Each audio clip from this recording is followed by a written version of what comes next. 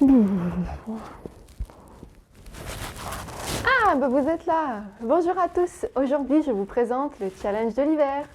Bon, avant, je vais un peu me dévêtir parce qu'on va pas se mentir, il fait au moins 20 degrés chez moi. Il est chaud.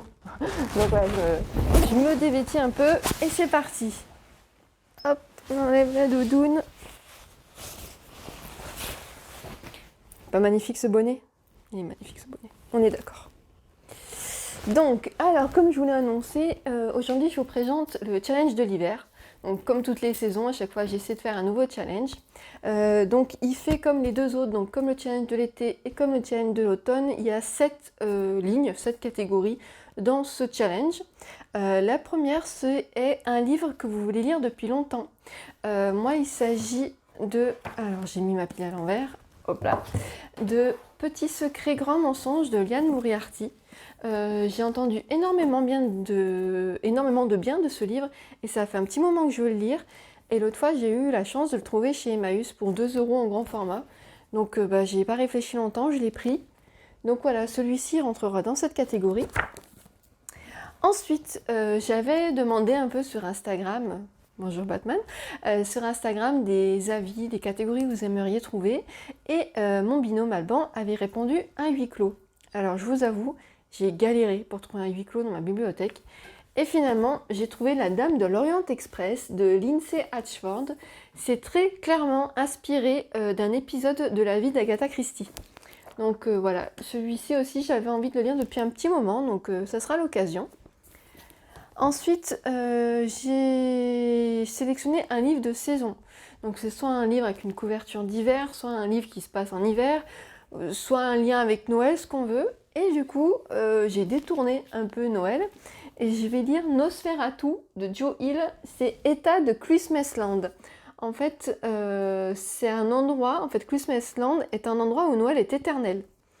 Mais voilà, pour ceux qui ne savent pas, Joe Hill, c'est le fils de Stephen King, donc ça va pas être anodin, quoi. Ça va pas être le Noël auquel on pense. C'est ma maman qui m'a prêté ce livre et j'ai vraiment très très envie de le lire. Donc voilà, il rentre parfaitement dans la catégorie.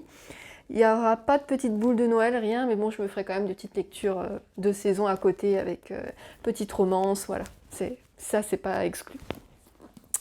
Ensuite, quatrième catégorie, là aussi je vous avais fait voter sur Instagram entre un polar nordique ou un cozy mystery. Ça a été à l'unanimité le cozy mystery. Je crois qu'il y avait 34 voix pour le cozy mystery et 14 pour le polar nordique, donc il n'y a pas photo.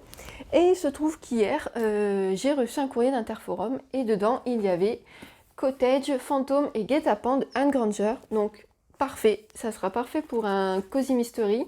Ça tombe bien, j'ai jamais lu cet auteur, donc voilà, j'avais vraiment envie de le découvrir. Ensuite, j'ai fait ma chauvine, complètement. J'ai décidé de mettre un livre qui se passe en France. Et pour ça, en fait, quand j'ai fait cette catégorie, j'avais déjà le livre en tête. Il s'agit du Cercle des derniers libraires de Sylvie Baron.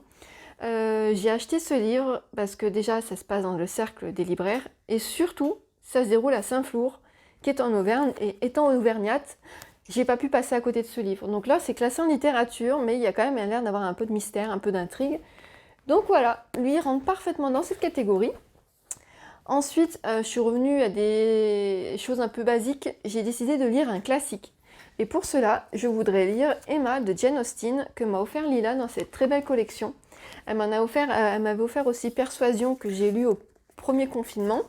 Et là, bah voilà, j'aime beaucoup cette collection et j'ai envie de continuer de découvrir les écrits de Jane Austen, donc c'est l'occasion. Ouais, c'est très joli, hein, vous avez la tranche qui est dorée et tout, vraiment c'est une très très belle collection. Et ensuite, le dernier point, qui est lire une biographie ou autobiographie. Il y a une autobiographie qui m'intéresse depuis un moment, que j'ai acheté il y a quelques mois, que j'ai pas encore lu. Il s'agit de Devenir de Michelle Obama. Bon, il y a un bon pavé, hein, il fait quand même 750 pages. Je pense que ça va m'occuper un moment. Pourquoi pas la lire en parallèle à d'autres? Je me dis sur 3 mois, ça peut être bien. Je lis quelques morceaux par-ci par-là. Mais voilà, c'est celui que je voulais lire. Donc voici ma petite sélection. C'est pas mal. J'espère pouvoir tout lire.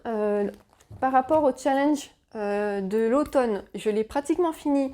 Il m'en reste à ce jour là on est le 21 novembre, il me reste un à lire, il s'agit d'un livre qui a reçu un prix, donc j'ai déjà une petite idée.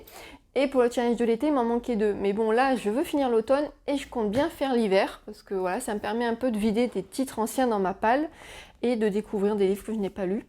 Et bien écoutez, n'hésitez pas à me partager en commentaire votre sélection, à échanger avec moi s'il y a des livres que vous connaissez dans ce que j'ai choisi. Si vous voulez me demander un peu mon avis sur les lectures que vous avez choisies, voilà, n'hésitez surtout pas, je me ferai un plaisir de vous répondre. Je vous souhaite une très bonne journée et je vous remercie d'avoir regardé cette vidéo. À très bientôt.